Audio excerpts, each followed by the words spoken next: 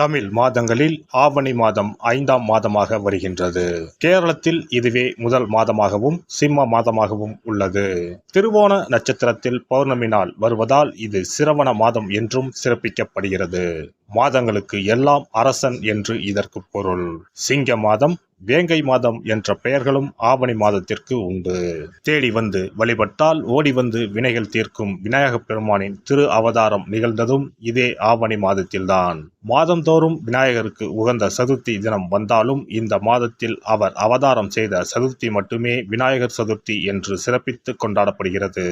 நிகழும் ஸ்ரீ மங்களகரமான குரோதி ஆண்டு ஆகஸ்ட் மாதம் 17ஆம் தேதி சனிக்கிழமை அன்று பூராடம் நட்சத்திரத்தில் திரையோதசி திதியில் பிரீத்தி நாமயோகத்தில் கௌளவம் கர்ணத்தில் சித்த யோகத்தில் சனி மகா பிரதோஷம் கூடிய நன்னாளில் இந்த மகத்தான ஆவணி மாதம் பிறக்கிறது. ஆவணி மாத கிரக நிலைகளை பார்க்கும் போது ரிஷப ராசியில் குரு பகவானும் செவ்வாய் பகவானும், கடக ராசியில் புதன் பகவானும், சிம்ம ராசியில் சூரிய பகவானும் சுக்கிர பகவானும் உள்ளனர். கன்னி ராசியில் கேது பகவானின் சஞ்சாரம் உள்ளது.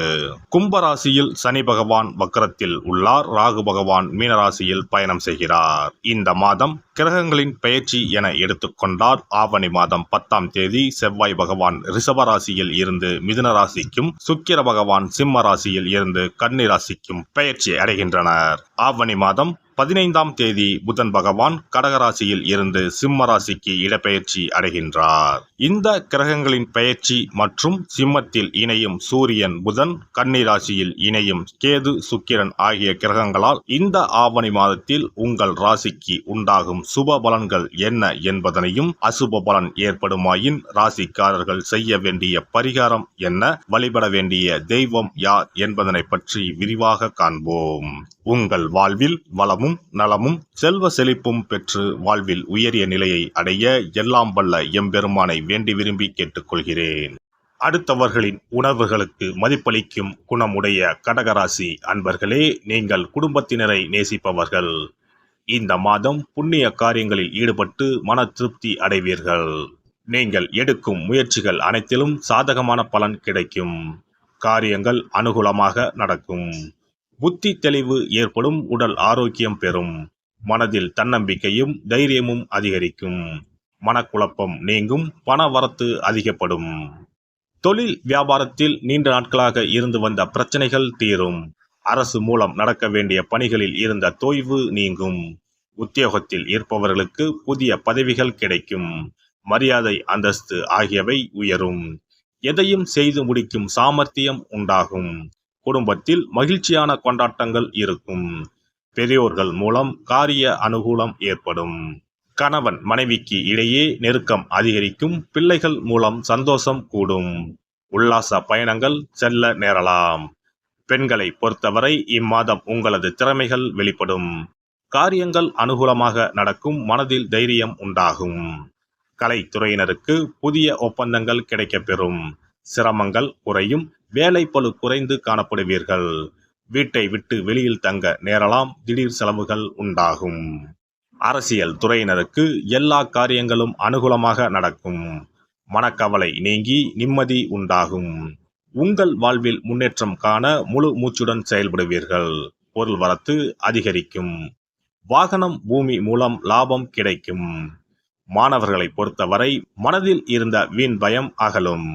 கல்வியில் வெற்றி பெற பாடுபடுவீர்கள். நட்சத்திர பலன்கள் புனர்பூசம் 4ஆம் பாதம். இந்த மாதம் குடும்பத்தில் இருப்பவர்கள் உங்களை அனுசரித்து செல்வது மனதுக்கு இதமாக இருக்கும். கணவன் மனைவிக்கு இடையே சிறிய வாக்குவாதம் ஏற்படலாம். பிள்ளைகள் உங்களை புரிந்து கொண்டு நடப்பது மனதுக்கு நிம்மதியை தரும். பூசம் நட்சத்திரம். இந்த மாதம் சாமர்த்தியமான பேச்சின் மூலம் காரிய வெற்றி உண்டாகும்.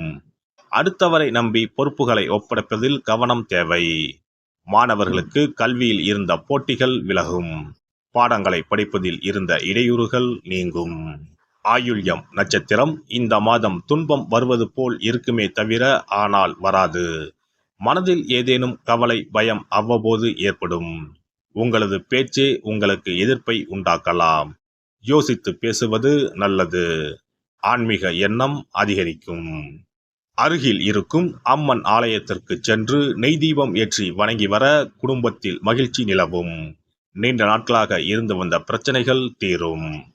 சிறப்பு பரிகாரம்: சொந்த வீடு அமைவதற்கு ஆன்மீக பரிகாரம். சொந்த வீடு கனவு நிறைவேற வேண்டும் என்பதற்காக எத்தனையோ கோவிலுக்கு சென்று எத்தனையோ பூஜை வழிபாடு என செய்தும் ஒன்றும் நடக்கவில்லை என்பவர்கள் வீட்டிலேயே இந்த எளிய பரிகாரத்தை செய்து வந்தால் நல்ல பலன் கிடைக்கும். எளிமையான இந்த 2 பரிகாரங்களை செய்து வந்தால் விரைவில் சொந்த வீடு யோகம் அமையும். அதனால் நம்பிக்கையுடன் இந்த சக்தி வாய்ந்த வழிபாட்டை செய்து வரவும். எவ்வளவுதான் சொத்து பணம் இருந்தாலும் நமக்கென்று ஒரு வீடு இல்லை என்றால் அது மனக்குறையாகவே இருக்கும். சொந்த வீடு வாங்க முடியவில்லையே என்பது பலரின் ஏக்கமாகவும் கனவாகவும் இருந்து வருகிறது. சொந்த வீடு வாங்க வேண்டும், வாங்கிய இடத்தில் விரைவில் வீடு கட்ட வேண்டும், ஏற்கனவே துவங்கியிருந்த வீட்டின் பணிகளை பணப்பற்றாக்குறையால் கட்டி முடிக்க முடியவில்லையே என்ற கவலையில் இருப்பவர்கள் ஏராளம். இப்படிப்பட்டவர்கள் வீட்டிலேயே எளிமையான 2 பரிகாரங்களை தொடர்ந்து செய்து வந்தாலே போதும். சொந்த வீடு வாங்க வேண்டும் என்று நினைப்பவர்கள், அதற்கான முயற்சியில் ஈடுபட்டிருப்பவர்கள் ஒரு சிறிய அகல் விளக்கில் விளக்கெண்ணெய் ஊற்றி தீபம் ஏற்ற வேண்டும்.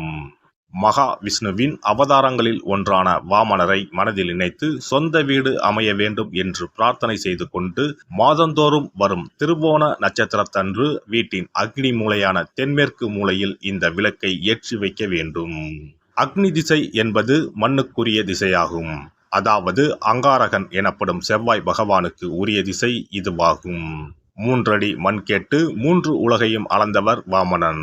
அதனால் அவரை நினைத்து பால் பாயசம் நிவேதனமாக படைத்து வழிபட்டு வந்தால் விரைவில் சொந்த வீடு யோகம் அமையும்.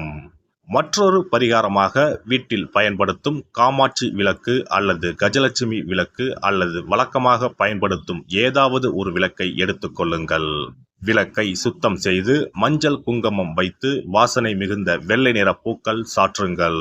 பிறகு 5 ரூபாய் நாணயத்தை விளக்கிற்குள் போட்டு நெய் அல்லது எண்ணெய் ஊற்றுங்கள். ஒரு சிறிய தட்டின் மத்தியில் மஞ்சள் குங்கும பொட்டு வைத்து அதன் மீது 5 ரூபாய் நாணயத்தை வைத்து நாம் ஏற்கனவே தயார் செய்த விளக்கை இதில் வைத்து விளக்கினை ஏற்ற வேண்டும். தினமும் காலையில் 6 மணி முதல் 7 மணிக்குள் இந்த விளக்கை ஏற்றி வந்தால் விரைவில் வீடு கட்டுவீர்கள். 5 ரூபாய் நாணயம் என்பது குபேரனுக்கு உரியதாகும்.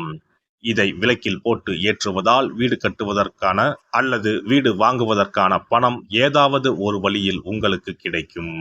காலை 6 மணி முதல் 7 மணி வரையிலான நேரம் என்பது ஞாயிற்றுக்கிழமையில் சூரியன், திங்கள் கிழமையில் சந்திரன், செவ்வாய்க்கிழமையில் செவ்வாய், புதன் கிழமையில் புதன், வியாழக்கிழமையில் குரு, வெள்ளிக்கிழமையில் சுக்கிரன், சனிக்கிழமையில் சனி என நவக்கிரகங்களில் பாவ கிரகங்களான ராகு கேதுவை தவிர்த்து மற்ற 7 கிரகங்களையும் குறிக்கும் ஹோரை நேரமாகும். இந்த நேரத்தில் விளக்கு ஏற்றுவதால் நவக்கிரகங்களின் அருள் கிடைத்து பூமி யோகம் உண்டாகும். எந்த ஒரு பரிகாரம் என்றாலும் மனதில் முழு நம்பிக்கையோடும் இறைவனை உறுதியாக வேண்டி வழிபாடு செய்தால் மட்டுமே பலன் தரும். எளிமையான இந்த பரிகாரத்தை தொடர்ந்து செய்து பயன் பெறுங்கள். எல்லாம் வல்ல இறையருளால் நீங்களும் உங்கள் அன்பு குடும்பமும் உடல் நலம், நீலாயுள், நிறை செல்வம், உயர் புகழ், மெய்ஞானம் ஓங்கி வாழ்க வளமுடன். இந்த வீடியோ பதிவு உங்களுக்கு பிடித்திருந்தால் லைக் பண்ணுங்க, கமெண்ட் பண்ணுங்க, ஷேர் பண்ணுங்க, மறக்காம சப்ஸ்கிரைப் பண்ணுங்க, பக்கத்துல இருக்கிற பெல் பட்டனை கிளிக் பண்ணுங்க. நன்றி, வணக்கம். ஓம் நமச்சிவாய. சிவாய நம.